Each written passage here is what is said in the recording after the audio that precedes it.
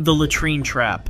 In 581 BC, Duke Jing of Jin ruled over one of ancient China's most powerful states. He was known for his military conquests and political cunning, but also for a dangerous arrogance that would eventually seal his fate. A court prophet had delivered a disturbing warning: the Duke would die after eating newly harvested wheat. Rather than heed this message, Jing publicly mocked the prophecy. To prove his point, he organized a feast centered around the season's first wheat crop. As servants presented the fresh bread and grain dishes, he deliberately ate more than anyone else. He smiled at his courtiers, demonstrating his defiance of supernatural claims. The meal passed without incident, seeming to prove the prophecy false. Hours later, the Duke felt intense abdominal pain. His stomach cramped violently as his body rejected the wheat.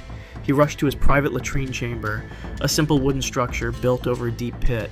As he sat sweating and doubled over with pain, disaster struck. The wooden seat beneath him suddenly collapsed. Duke Jing plunged headfirst into the pit below. The space was narrow, deep, and filled with human waste.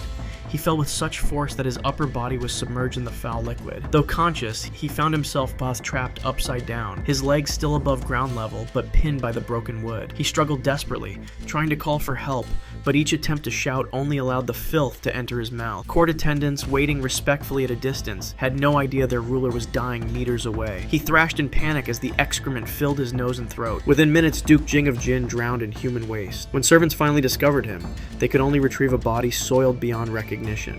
The prophecy had come true with a cruel precision no one could have imagined. A powerful ruler who refused to believe in his mortality ended up consumed by his own filth. Laughed to death at his own painting. In the 5th century BC, Greece produced some of the ancient world's greatest artists. Among them was Zeuxis of Heraclea, whose paintings were said to be so realistic that birds would try to eat the grapes he painted. His mastery of light and shadow created illusions that blurred the line between art and reality.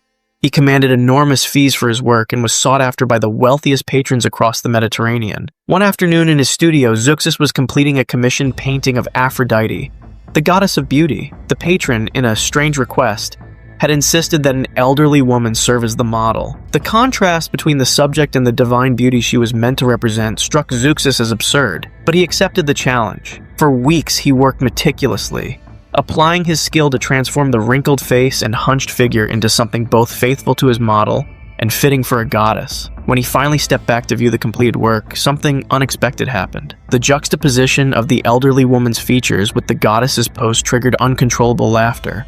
What began as a chuckle quickly escalated.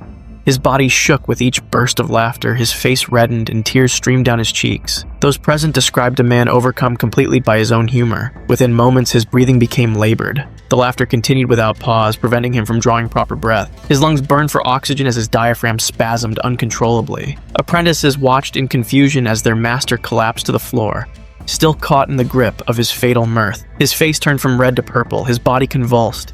He gasped between laughs, trying desperately to control himself. Minutes later, the great painter lay still on the floor of his studio, surrounded by his works, killed by his own amusement.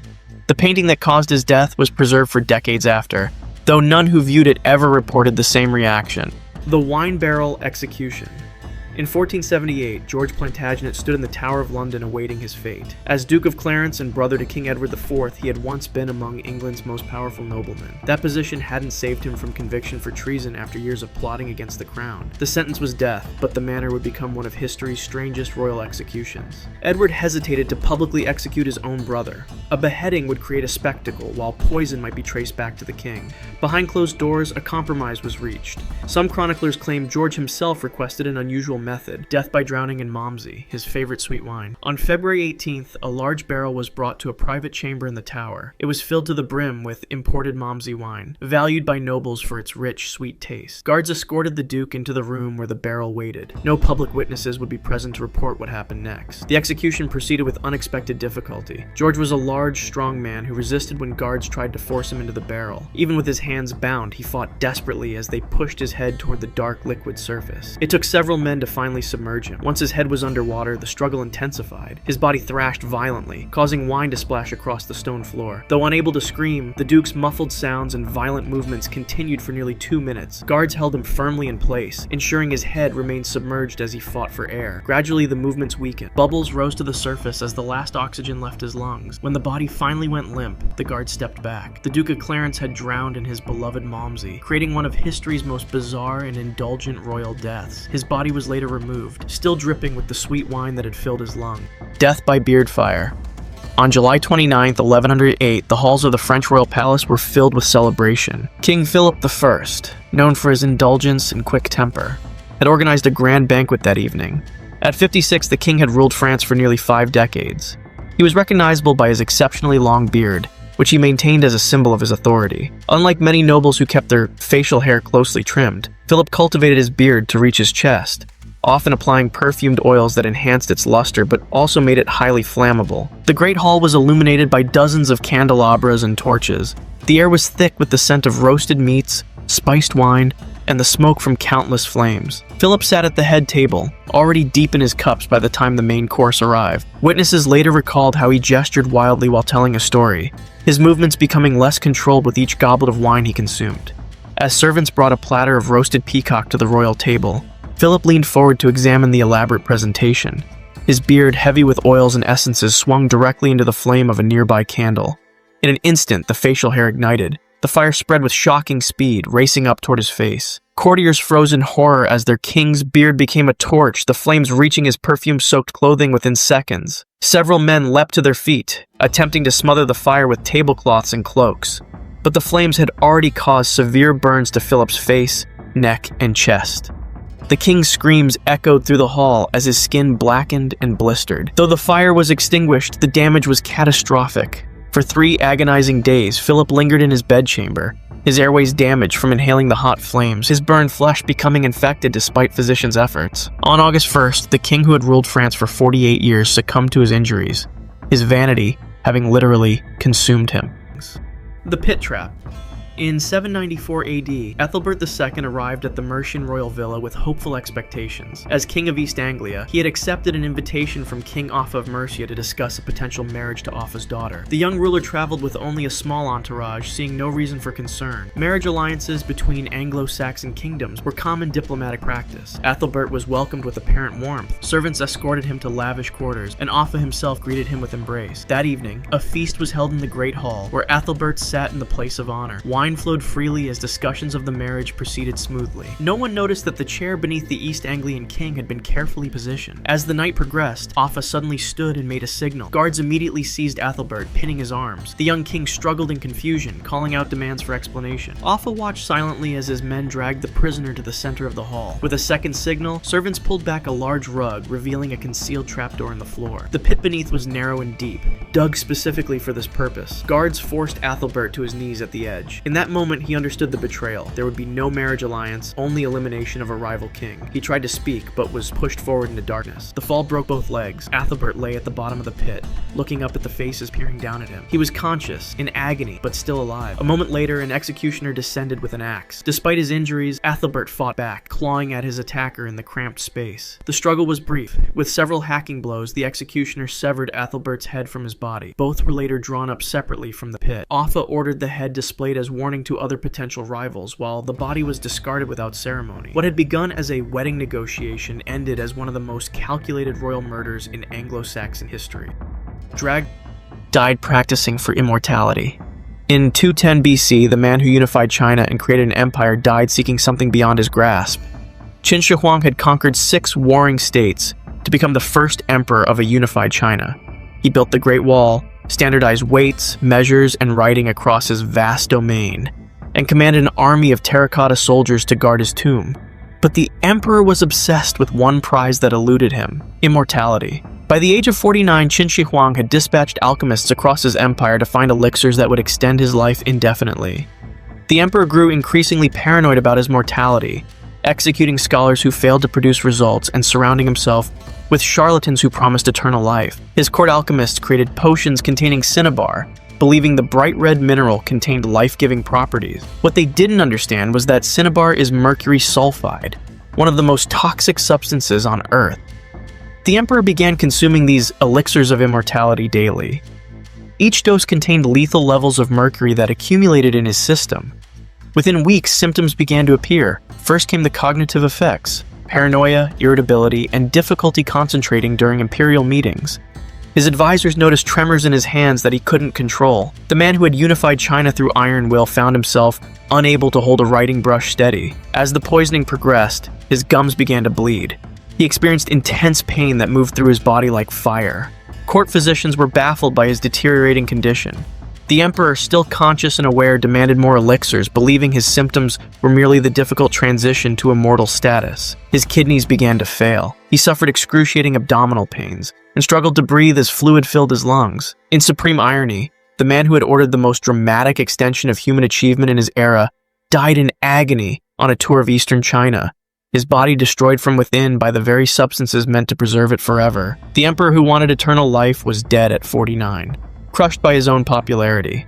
In the 7th century BC, Athens was shaped by laws so harsh they would give us the term draconian. Their creator was Draco, a stern legislator who had been tasked with codifying Athenian legal customs into written form. His code prescribed death for nearly all offenses, from murder down to stealing a cabbage. When asked why petty theft deserved capital punishment, he reportedly said it was the only penalty he could devise and worse crimes simply deserved the same. Despite, or perhaps because of, this severity, many Athenians respected him for bringing order to their chaotic society. In 620 BC, Draco traveled to the nearby island of Aegina to attend a performance at the open-air theater. The semicircular stone structure could hold several thousand spectators, with sloped seating providing views of the stage below. As a visiting dignitary, Draco was given a seat of honor in the front rows. When the audience realized the famous lawgiver was present, a murmur spread through the crowd. In ancient Greece, applause took a different form than today. Instead of clapping hands, the most enthusiastic approval was shown by throwing items of clothing at respected public figures. What began with a few hats quickly escalated. Hundreds of Aeginetans removed their cloaks, caps, and even tunics, hurling them toward Draco in a display of adulation. The items began to pile up around and on top of the seated lawmaker. At first, witnesses saw him trying to stand, to push away the accumulating garments. But the barrage continued, the weight increasing with each addition. The cloaks, heavy wool designed for Aegean winters, began to compress his chest. Those nearest Draco noticed his struggle to breathe as the pile grew higher. His arms, pinned by the weight, could no longer push away the incoming items. The crowd, misinterpreting his distress as modesty, threw even more enthusiastically. By the time the shower of garments subsided, Draco had been completely buried. When attendants finally cleared away the pile, they found the lawmaker's body underneath, suffocated by the literal weight of public adoration. Death because of a late fish. On April 24, 1671, the most important banquet in France was about to begin. François Vatel, master steward to the Prince de Condé, had been planning this feast for weeks. King Louis XIV himself would be attending, along with 3,000 members of the court at the Château de Chantilly. Vatel was no ordinary chef. He was a culinary artist and event coordinator whose reputation rested on creating perfect experiences for the nobility. The pressure was immense. The king's approval could elevate his patron standing at court. Failure would be remembered for generations. For 3 days and nights, Vatel had barely slept, overseeing every detail of the massive entertainment. Dozens of tables required exact arrangement, hundreds of dishes needed precise preparation, and entertainment had to be flawlessly timed. On the first night, a mishap with fireworks had already caused him distress. By the morning of April 24th, the second day of festivities, Vatel was exhausted, his nerves frayed to breaking point. The menu for that day's feast centered around an elaborate fish course featuring delicacies from coastal regions across France. At 4 a.m., Vatel stood at the delivery entrance, waiting for the fish shipment that should have arrived hours earlier. One small delivery had come, but it contained barely enough for a few tables. As dawn approached, no additional carriages appeared on the road. Vatel paced anxiously, calculating the catastrophe that would unfold when hundreds of noble guests found empty plates before them. The king's disappointment would be public and crushing. By 6 a.m., convinced the shipment would never arrive, Vatel returned to his chambers. His assistant later described finding him fully dressed, his face contorted with despair. Without hesitation, Vatel had taken his sword, a thin-bladed rapier with a jeweled hilt, and positioned it against his heart. With a single forceful movement, he had driven the blade between his ribs. The sword pierced his heart, killing him almost instantly. His body was still warm when staff found him slumped against the wall. Just minutes after his death, the first of many fish-laden carts began arriving at the chateau gates. Death by devotion. On January 27, 1556, the second emperor of the Mughal dynasty was walking downstairs in his observatory. At 47, Humayun had only recently reclaimed his throne after 15 years in exile. The son of Babur, who had established Mughal rule in India, Humayun was known more for his scholarly pursuits than his military prowess. He had built a personal library containing thousands of volumes and was particularly fascinated by astronomy. His private observatory in Delhi featured a complex architectural design with steep, narrow stairs connecting different levels for observing celestial bodies. That evening, Humayun had been on the rooftop platform studying Venus through brass instruments specifically designed for tracking planetary movements. His arms were filled with several astronomical texts, heavy leather-bound volumes containing star charts and planetary tables. The staircases in the observatory were particularly treacherous, steep stone steps with no railings, designed for astronomical sightlines rather than safety. As Humayun began his descent, the muezzin's call to prayer rang out across Delhi. For a devout Muslim like Humayun, the call to prayer required immediate response.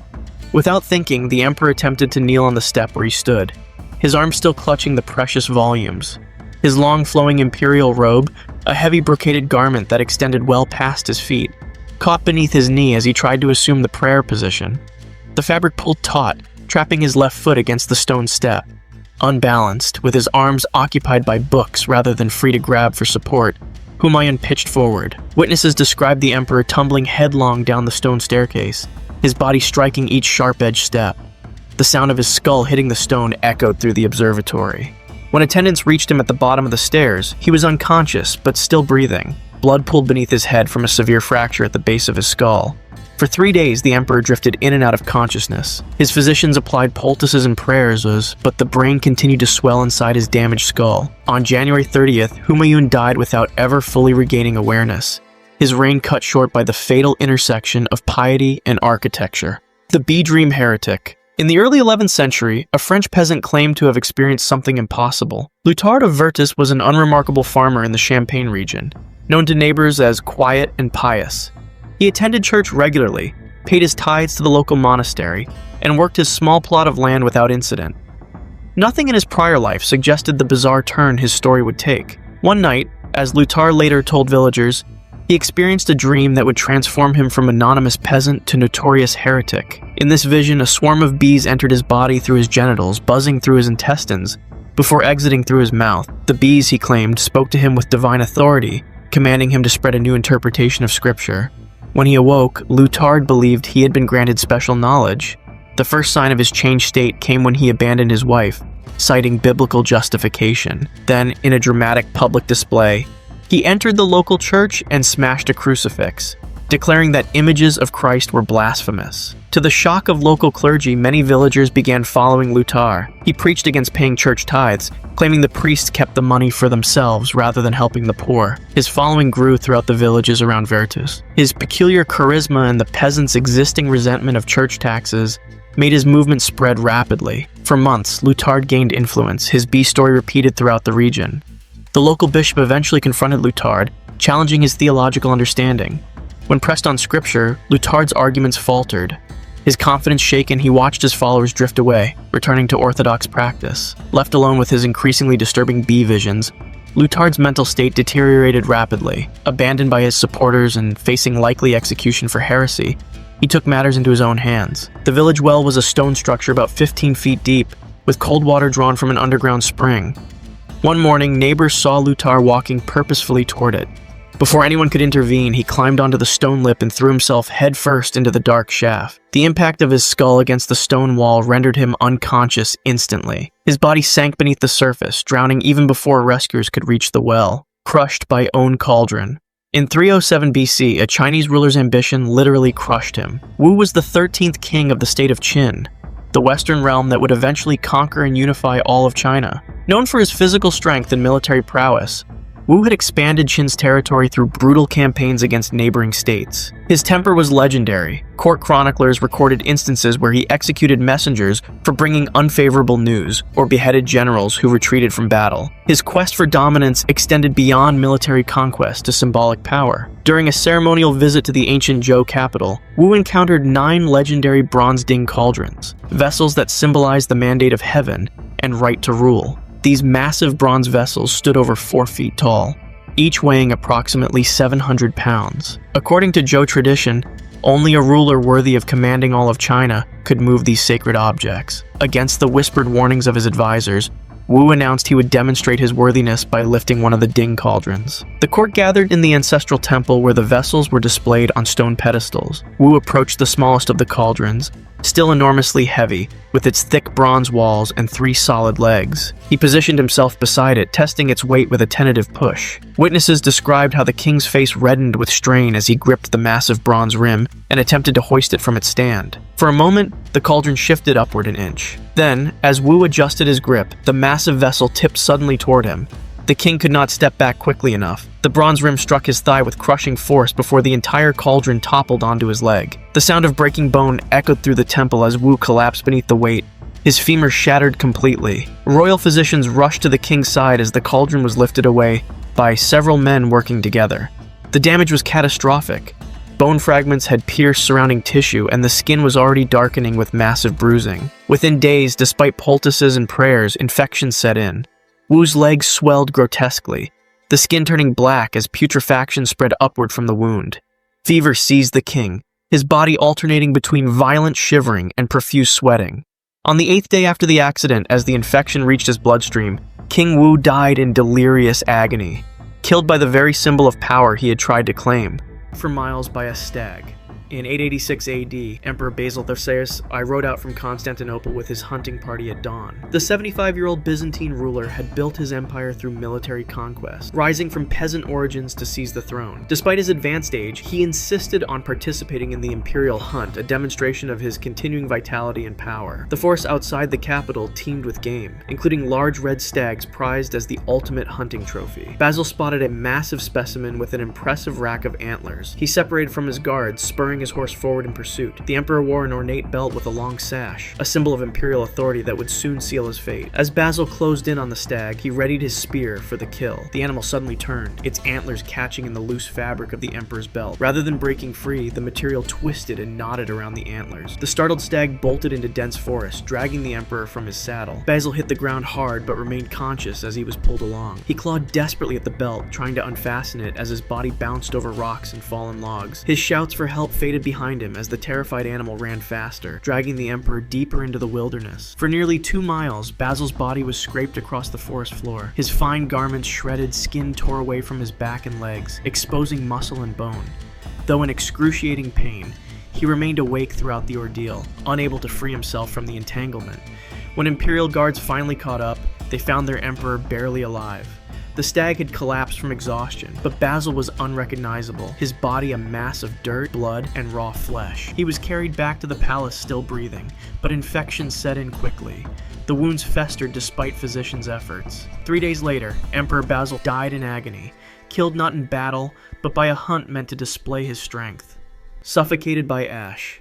In 424 BC, Sogdianus ruled the vast Persian Achaemenid Empire for a mere 6 months. He had seized power by murdering his half-brother, King Xerxes II, while he slept. But another half-brother, Ochus, gathered support to challenge the usurper. As Ochus's forces approached the capital of Persepolis, Sogdianus realized his position was untenable. Desperate to survive, Sogdianus negotiated with Ochus, who offered unusual terms. He swore a sacred oath that Sogdianus would not die by sword, poison, or starvation. These were the conventional methods of executing royalty. Believing he had secured his safety, Sogdianus surrendered and was taken into custody. Ochus, soon to be crowned as Darius II, had no intention of allowing his brother to live. He had carefully chosen his words to create a loophole. Royal engineers were instructed to prepare a special chamber adjacent to the palace. Inside, they installed a large platform surrounded by a deep pit. Servants filled this pit with wood ash from the palace fires, heating it until it glowed red hot. On the day of execution, Sogdianus was led to the chamber. When the door opened, he immediately understood the deception. The room was filled with swirling ash particles and oppressive heat. Guards forced him inside and onto the central platform, then sealed the door behind him. At first, Sogdianus could stand without touching the burning ash below, but the platform was designed to gradually sink. As it lowered, hot ash rose around his legs. He couldn't escape the descending platform without stepping into the scalding pit. The air grew thicker with each breath, ash particles filling his lungs. Sogdianus began coughing violently as the fine particles coated his throat and airways. His eyes burned, vision blurred by tears and ash. As the platform continued its descent, the former king was forced to inhale more of the suffocating material. Each desperate gasp drew more ash into his lungs. Witnesses outside heard his coughs transform into strangled wheezing. The platform eventually stopped, leaving Sogdianus chest deep in the burning ash. Unable to breathe, his struggles weakened until he collapsed forward. When guards finally opened the chamber, they found him face down in the ash, his lungs and throat packed solid with the gray powder. Ochus had kept his oath, technically. brandied body wrapping. In 1387, Charles II of Navarre lay shivering in his royal chambers. At 54, the monarch known as Charles the Bad had earned his nickname through decades of political treachery. His body, once strong enough to wage war across the Pyrenees, had grown weak with age and illness. A painful paralysis spread through his limbs, leaving him unable to generate body heat. Royal physicians gathered at his bedside to discuss treatment options. The king's condition was deteriorating rapidly. After consultation, they proposed an unusual remedy, wrapping the king's entire body in linen cloths soaked in brandy. The alcohol, they explained, would warm his blood and restore vitality to his failing organs. Servants carefully prepared the treatment, dipping long strips of fine linen into vessels of expensive French brandy. The king was stripped naked, then methodically wrapped from neck to feet in the alcohol-saturated bandages. Layer after layer of the brandy-soaked cloth enveloped him, creating a seal intended to trap heat against his skin. The wrapping complete, Charles lay immobilized on his bed, unable to move his arms or legs within the tight cocoon. Only his head remained exposed. A servant approached with needle and thread to secure the final wrap at the neck. Following standard practice, she held a candle close to see her work in the dimly lit chamber. The flame touched the edge of the brandy-soaked linen. In an instant, the alcohol ignited. Fire raced across the king's body, following the path of the wrappings. Charles' eyes widened in horror as he realized what was happening. He tried to scream, but the sudden rush of heat seared his throat. Servants scrambled to extinguish the flames, throwing blankets and water over their master. But the fire had already penetrated multiple layers of the alcohol-soaked bandages. Charles could feel his skin blistering beneath the wrappings as flames consumed him from neck to toe. The very treatment meant to save him had turned his body into a human torch. Unable to move within the burning cocoon, Charles endured excruciating pain for several agonizing minutes. When the flames were finally extinguished, he remained conscious, his body catastrophically burned. He lingered for 3 more days, lucid enough to understand the terrible irony of his condition, before finally succumbing to his injuries. Bitten by a dead man's head. In the late 9th century, Sigurd rode triumphantly across the Scottish Highlands. As Earl of Orkney and a feared Viking warrior, he had crushed numerous rivals who challenged Norse rule. His latest opponent was Maelbreit the Bucktoothed, a Scottish chieftain who had dared to resist Viking expansion. The two forces had met in battle that morning, and Sigurd's superior numbers had quickly overwhelmed the Scots. Following Viking tradition, Sigurd ordered the defeated enemy leader beheaded. Maelbreit was known for his distinctive protruding tooth, which extended well beyond his lip even when his mouth was closed. After the execution, Sigurd decided to claim this unusual trophy. He ordered the severed head tied to his saddle by its long hair, letting it hang as a visible symbol of his victory. The Viking party began their journey home across rough terrain. As Sigurd rode, the head bounced against the flank of his horse with each step. The movement caused the dead man's mouth to open and close, the prominent tooth occasionally scraping against Sigurd's leg. At first, he paid no attention to these small contacts, focused instead on planning future conquest. Hours into the journey, Sigurd noticed a stinging sensation where the head had repeatedly struck his cap. Looking down, he saw that Maelbrechta's infamous tooth had scraped through his leggings, leaving a small but distinct wound on his leg. He laughed at the irony. Even in death, the Scotsman had managed to draw blood. By evening, the wound had begun to redden and swell. Sigurd dismissed his men's concerns, insisting they continue toward Orkney. Through the night, the infection spread rapidly. By morning, his leg had turned dark purple, hot to the touch and oozing fluid. Viking warriors carried their feverish leader on a makeshift stretcher as he drifted in and out of consciousness. Within 3 days, the infection had spread throughout Sigurd's body. No poultices or prayers could slow its advance. The mighty Viking earl died raving with fever, killed by bacteria from a dead man's tooth. His men were left to marvel at how their undefeated leader had ultimately fallen to his own arrogance, slain not by a living warrior, but by the corpse he had mockingly displayed. Bitten by a palace monkey. In October 1920, King Alexander I strolled through the royal gardens of Tatoi Palace. At just 27 years old, the Greek monarch had already navigated his country through World War I and the tumultuous aftermath. That afternoon, he sought relaxation in the palace grounds where various pets and animals roamed freely, including several Barbary macaques kept as exotic curiosities. Alexander was accompanied by his German shepherd, Fritz. The dog's presence was a common sight in the gardens, and normally the palace animals kept their distance. As the king walked along a shaded path, sounds of commotion drew his attention. Fritz had cornered one of the macaques near a garden wall. The monkey screeched in distress as the dog barked aggressively. Without hesitation, Alexander moved to separate the animals. He called to Fritz, attempting to pull the dog away from the frightened macaque. In his focus on controlling his pet, he failed to notice a second monkey approaching rapidly from a nearby tree. This larger male, defending its companion, leapt toward the perceived threat. The macaque landed on Alexander's back, sinking its teeth deeply into his leg and hand before palace staff could intervene. Guards quickly captured the animal while the king's wounds were cleaned and dressed by palace physicians. The bites appeared minor, small punctures that caused little little immediate concern. Alexander dismissed the incident, insisting the evening's diplomatic reception proceed as planned. Within 24 hours, pain and swelling spread from the bite sites. The king developed a high fever as bacteria from the monkey's mouth multiplied in his bloodstream. Court physicians administered the limited antibiotics available in 1920, but the infection progressed rapidly. Alexander became delirious as sepsis took hold, his body fighting a losing battle against overwhelming infection. For 3 agonizing days, the king drifted between consciousness and delirium. His temperature soared to dangerous levels while medical staff worked desperately to save him. Military leaders and government officials gathered at the palace, aware that their young monarch was dying from what had seemed a trivial incident. On October 25th, Alexander succumbed to septic shock, his organs failing one by one. The throne of Greece fell vacant because of a monkey bite, a bizarre twist of fate that would alter the country's political trajectory and eventually contribute to the Greek Republic's downfall.